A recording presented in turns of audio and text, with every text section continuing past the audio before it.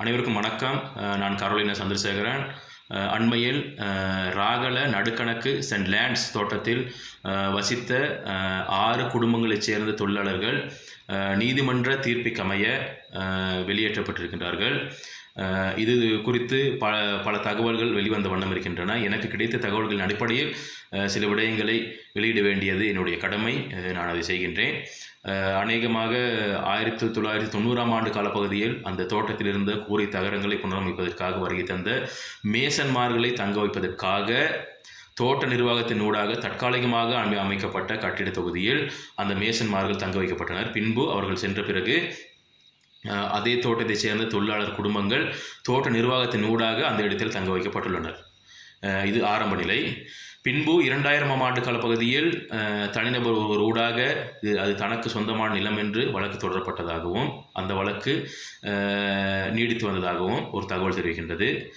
மற்றும் ஒரு தகவல், இது காணி சீர்திருத்த ஆணைக்குழுவுக்கு சொந்தமான நிலம் என்று காணி சீர்திருத்த ஆணைக்குழுவின் ஊடாக வழக்கு தொடரப்பட்டதாக ஒரு தகவல் தெரிவிக்கின்றது. எப்படியோ 25 வருட காலமாக இழுத்தடிக்கப்பட்டு வந்த இந்த வழக்கு, நீடித்து வந்த இந்த வழக்கு கடந்த 3 மாதங்களுக்கு முன்பு தீர்ப்பு வழங்கப்பட்டிருந்தாலும் கூட அந்த தீர்ப்பின் விவரங்கள் சம்பந்தப்பட்ட நபர்களுக்கு தெரிவிக்கப்படவில்லை என்பதும் ஒரு தகவல் தெரிவிக்கின்றது. இதனை பாதிக்கப்பட்ட பெண்மணி ஒருவர் இன்றைய தினம் தன்னுடைய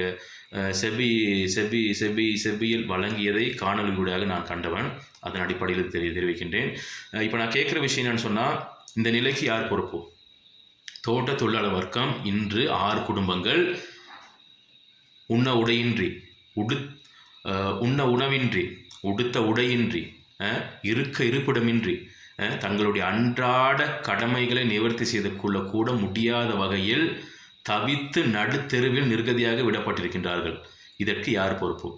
இந்த நிலையை மாற்றி அமைப்பதற்கு, இவர்களுக்கான பதிலை கூறுவதற்கு, இவர்களுக்கான தீர்வை வழங்குவதற்கு, தீர்ப்பு நீதிமன்றம் வழங்கிவிட்டது. தீர்வை யார் வழங்குவார்? தீர்வை நிச்சயமாக அரசாங்கம் தான் வழங்க வேண்டும். ஏனென்றால் அவர்களுடைய வாழ்வாதாரம், வாழ்வுரிமை சார்ந்த பிரச்சனை. ஒரு குடிமகனின் வாழ்வுரிமையை பாதுகாக்க வேண்டியது அரசாங்கத்தின் கடமை. அது எந்த அரசாங்கமாக இருந்தாலும் சரி, அந்த அரசாங்கத்தின் கடமை, அதை செய்ய வேண்டும். இப்போ என்ன செய்ய போறீங்க நான் கேட்குறேன். இல்லை மீண்டும் அவர்களை தற்காலிகமாக ஒரு டென்ட் அமைச்சு, குடிசை அமைச்சு, அவர்களுக்குள்ள தங்க வச்சுட்டு பிறகு நான் வீடு கட்டி கொடுக்குறோம், இல்லைன்னா அந்த ஸ்கீம் திட்டம் வருது, அந்த வீட்டு திட்டம், இந்த வீட்டு திட்டம், இந்திய திட்டம் வருது, அது வரப்போ நாங்கள் கொடுக்குறோம், அது வரைக்கும் தற்காலிகமாக நீங்கள் இருங்கன்னு சொல்லி குடிசையில் கொண்டு உட்கார வைக்க போகிறீங்களா? இல்லை அவர்களுடைய வாழ்வாதாரம் மீண்டும் வாழ்வுரிமை பாதிக்கப்படாமல் இருப்பதற்கான நிரந்தர ஒரு தீர்வை வழங்க போறீங்களா? இதுதான் என்னுடைய தற்காலிகமான கேள்வி, இப்போதைய கேள்வி. சரியா? இதை நீங்கள் கூர்ந்து கவனிக்க வேண்டும், நன்றாக விளங்கிக் கொள்ள வேண்டும். ஏனென்றால் பாதிக்கப்பட்டு நிர்கதி நிலையில் இருக்கின்ற மக்கள் இன்றைய காலநிலை சூழ்நிலையில் எவ்வளவு கஷ்டப்படுவாங்க அப்படிங்கிறத சொல்லி நம்ம மாற தேவையில்லை. ஏன்னா இப்போ நம்ம எங்கே சுற்றி பார்த்தாலும் எல்லாமே ஒரே ஒரு புள்ளியில் தான் வந்து நிற்கின்றது. காணி உரிமை மக்களுக்கு வழங்கப்படாத நிலையிலேயே இவ்வாறான அனைத்து அசம்பாவிதங்களும் நடக்கின்றது. இதில் நான் பாதிக்கப்பட்டு கொண்டிருப்பவன் என்கின்ற அடிப்படையில் அனுபவ ரீதியில் இதனை நான் தெரிவிக்கின்றேன். முதலாவது, அதிகார வர்க்கம் இந்த மக்களுக்கு உரிமை சார்ந்த சலுகையை வழங்குமாக இருந்தால் அதில் கால நீட்டிப்பு செய்து, இழுத்தடிப்பு செய்து, அதை நீர்த்து போக செய்வதற்கான வழிவகைகளை பலவாறு செய்து வருகின்றார்கள். இதில் நானும் பாதிக்கப்பட்டவன், அனுபவத்தில் சொல்லுகின்றேன். சரியா? இப்போ அடுத்ததாக, இது காணி சீர்திருத்த ஆணைக்குழுவுக்கு சொந்தமான நிலமாக இருக்குமாக இருந்தால் காணி சீர்திருத்த ஆணைக்குழு அதனை நீதிமன்றத்தில் வழக்கு தொடர்ந்து தன் கைவசப்படுத்தி கொண்டது. இதை அரசாங்கம் பொறுப்பேற்று அந்த மக்களை அதே இடத்தில் அந்த சட்டத்திட்டங்களுக்கு உட்பட்டு குத்தகை அடிப்படையில் அவர்களுக்கு அந்த நிலத்தை வழங்குவது ஒரு பெரிய ஒரு சிக்கல் நிலை இருப்பதாக எனக்கு தெரியலை. அப்படி செய்யலாம். ஆனால் மீண்டும் அந்த தோட்ட நிர்வாகத்திடம் கலந்தாலோசித்து அதே அடிமை சிறைக்குள் அவர்களை தள்ளி விடுவதில் எனக்கு எந்த விதமான உடன்பாடும் இல்லை. ஏனென்றால் இந்த மக்களுடைய இந்த நிர்கதியான நிலைக்கு அந்த தோட்ட நிர்வாகம் தான் முழு பொறுப்பையும் ஏற்க வேண்டும்.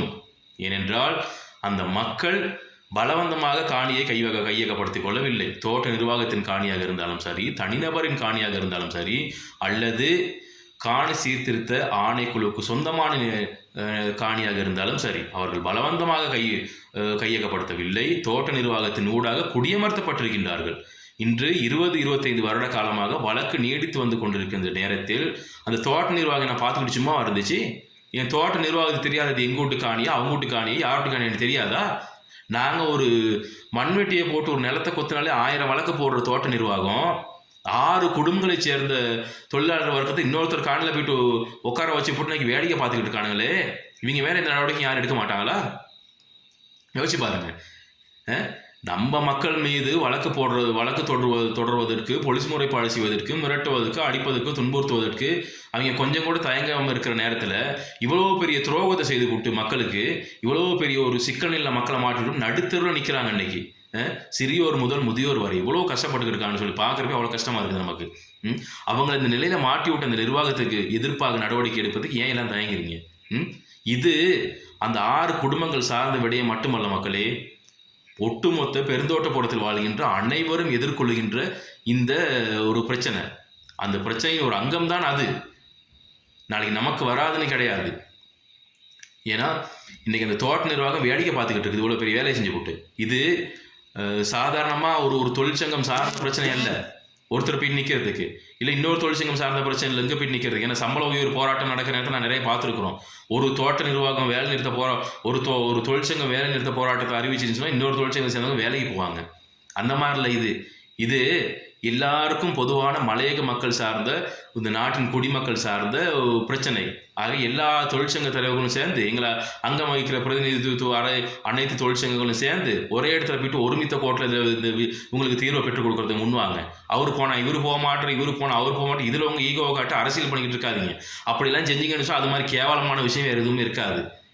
நான் எல்லாத்துக்கும் தான் பொதுவாக சொல்கிறேன், யாரையும் சொல்ல வரல. ஏன்னா இந்த மலையகத்தின் சமூகத்தின் அக்கறையுள்ள குடிமகன் என்கிற அடிப்படையில் இந்த கருத்தை வெளியே நானும் பாதிக்கப்பட்டிருக்கிறேன். அந்த அடிப்படையில் அதை உங்களுக்கு சொல்கிறேன்.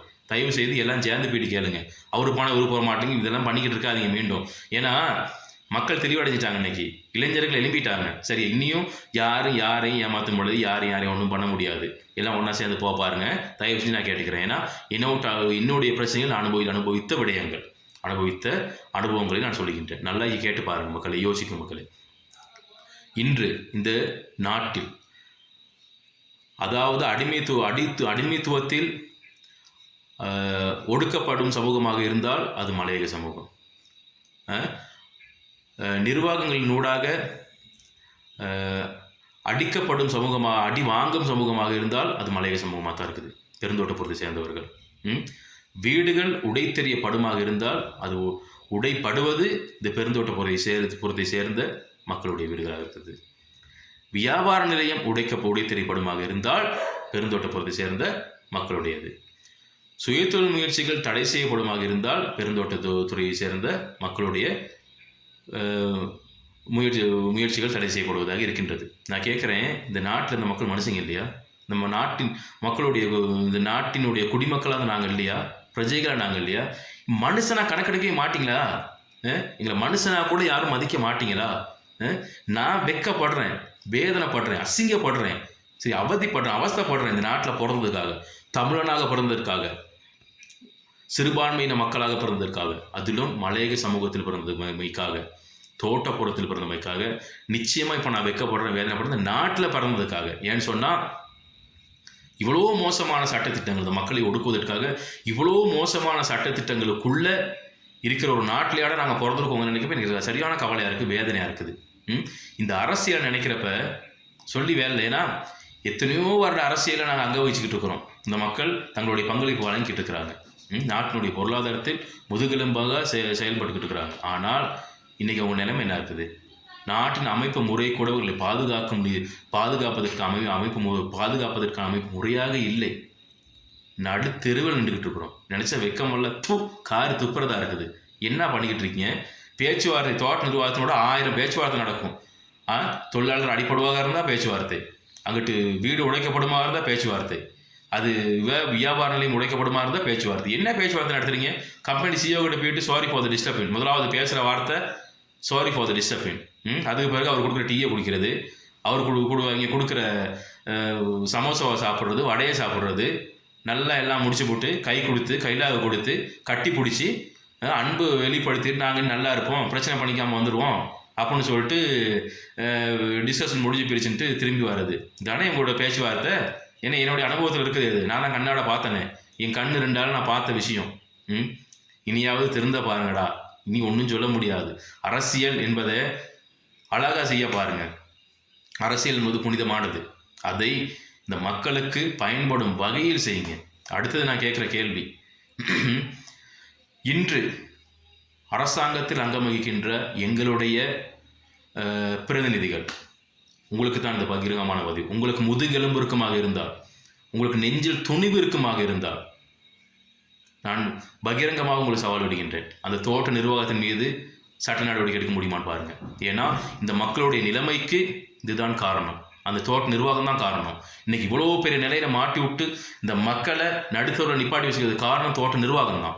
அவங்க தான் குடியமர்த்திருக்கிறாங்க. இப்போ முதலாவது நடவடிக்கை சட்ட நடவடிக்கை அவங்க மேலே தான் நம்ம எடுக்கணும். அதை விட்டு போட்டு 1000 பேச்சுவார்த்தை நடத்தி கேள்வி கேட்டு அங்கே போயிட்டு உட்காந்து சிரிச்சு காய்ச்சிக்கிறதுல எந்த அர்த்தம் வரப்போகிறது கிடையாது.